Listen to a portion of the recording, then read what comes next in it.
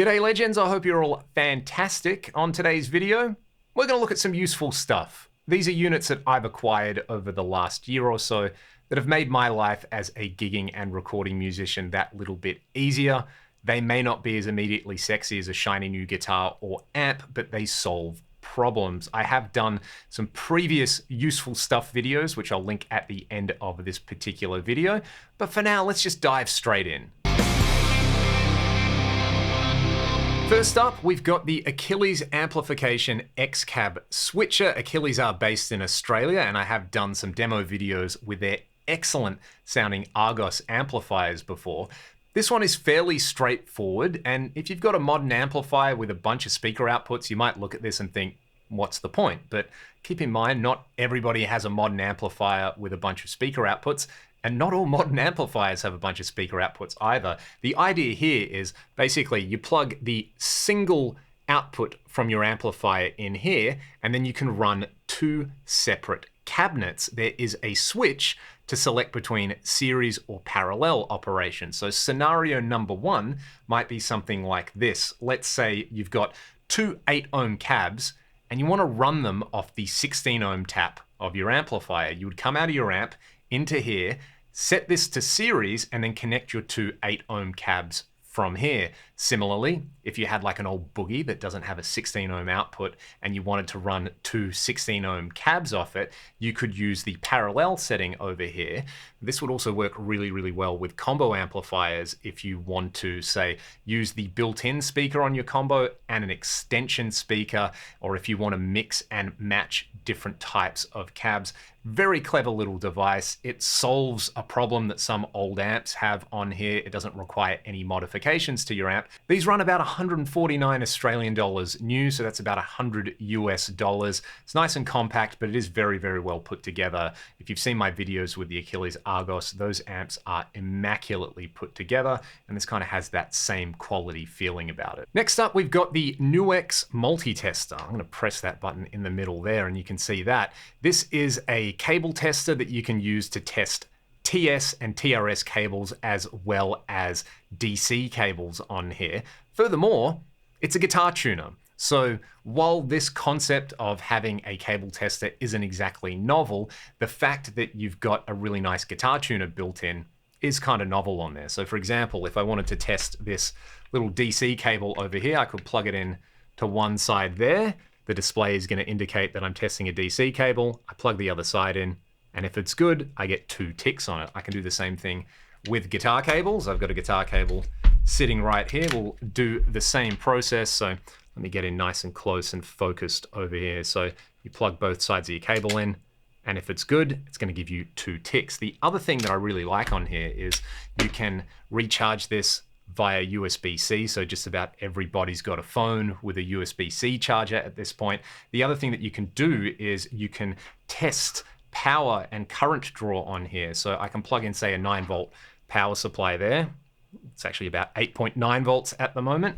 Then I can take a DC power through over here. Let's plug it into this new Boss 50th anniversary SD1. This will actually show me how much current this particular pedal is drawing. Being able to troubleshoot your rig silently is very handy on its own, but the fact that there is a built-in tuner and that it runs around 69 Australian dollars, so probably like 40 US dollars, makes it very attractive and very useful. I've just been keeping this in my guitar bag and it's come in handy multiple times. Next up, let's get onto some guitar hardware. This is my Hamer Californian, which I absolutely love. I did have the Floyd Rose on this blocked up for a long time and it was totally fine, but actually one of my students, shout out to Alessio, kind of convinced me, you know what, Leon, you don't have to play your Floyd Rose guitars live if you don't love them, but a Floyd Rose guitar should be set up to float. The issue was I had lost the locking nut on this, so big shout out to Gregory at Lock and Roll for sending me one of these. This is the Lock and Roll compensated Floyd Rose nut on here. So much like having a traditional compensated nut, which a lot of companies do, this has offsets for various strings to essentially sweeten up the tuning. Furthermore, I just really like the kind of low profile nature of it. I think it looks quite elegant, and sometimes locking nuts on Floyds can just kind of look horrendous. You know, they look like a bad set of old school braces or something like that, whereas this is very slim. It was super easy to install. This actually just retrofitted this guitar perfectly. I didn't even take the strings off and put it on. Lock and Roll do have a video changing the nut over in like less than 5 minutes live somewhere at NAMM, which I'd recommend checking out. But because I've got this set up to float, we should play some 80s Rush as a little interlude.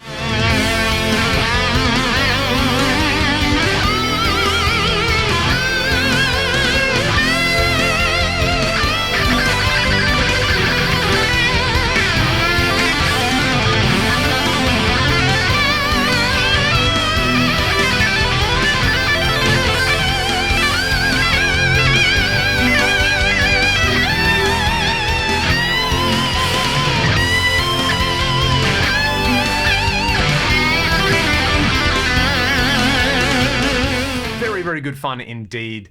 The only thing is, obviously, the one that I've got here doesn't match the hardware at the moment. I actually don't love the gold hardware on here, so I'll probably change that over at some point. And I think this bridge needs some TLC or just needs to be replaced. So I'd love to know your thoughts on the best Floyd Rose or Floyd Rose style trem out there at the moment. Help me out, suggest some useful stuff for me. Next up, EQ pedals, the great utility to have on your pedal board, whether it is something like the beloved Boss GE7 or something like the Source Audio Programmable EQ2, which I've featured on the channel before. Everyone should probably have an EQ pedal kicking around. Two that I've really been enjoying at the moment are the Empress Para EQ. This is the version that doesn't have the kind of low cut and high cut on small knobs on here. Let's call it the standard version, but it does give you 3 different Q settings per band. You've got a low, mid, and high band on here, and a built-in boost with a ridiculous amount of gain, and you can adjust the gain here with this little trim pot. There's also 2 different ways that you can run it. One where you can bypass everything at once, or one that uses the EQ and the boost separately. If you saw my video with the Empress Heavy Menace recently, I used this before the Heavy Menace and after the Heavy Menace to demonstrate different textures and approaches to EQing. I'll just cut a little bit of that video out now and put it in here.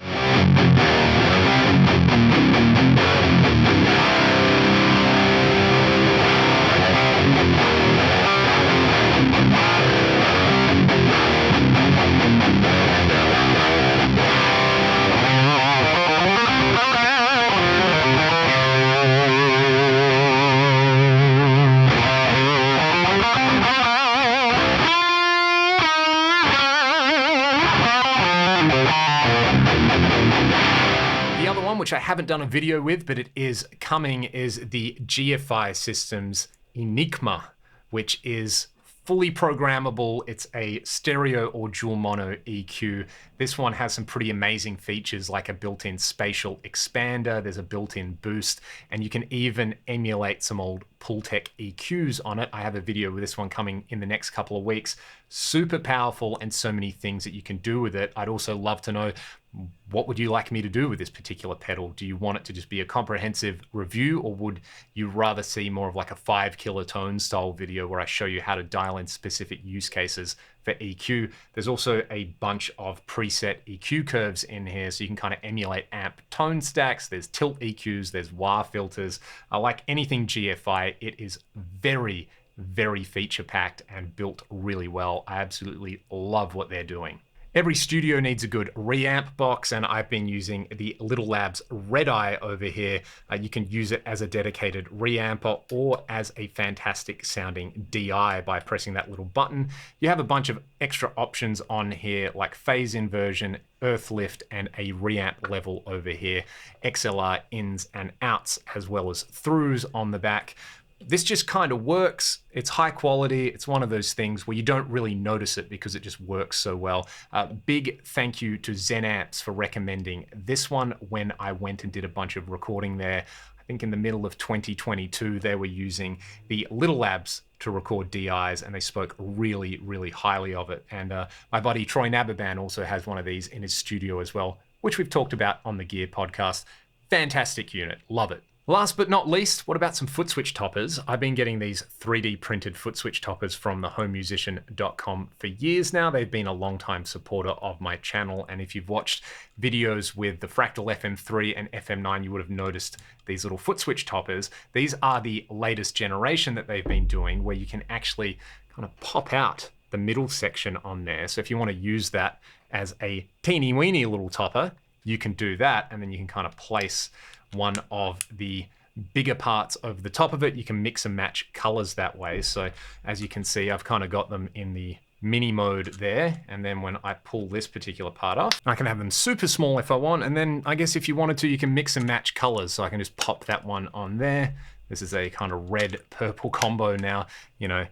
It's kind of fulfilling everything that I liked about Lego, but on my pedal board. I will put a link in the video description to the website there, and their customer service is fantastic. Don't be scared to contact them and let them know the sort of pedals you want to put these on, because there are various sizes which will work on different pedals. And again, these are 3D printed by one person. I think it's kind of cool to support smaller companies as well as bigger companies. That's it for today. Hopefully you found this useful. I would love to hear from all of you. Let me know your favorite piece of useful gear that makes your life easier, whether it's gigging or recording. If you like what I'm doing here on the channel, Patreon and my music is linked in the video description. Have a great day, and I'll see you all next time. Cheers.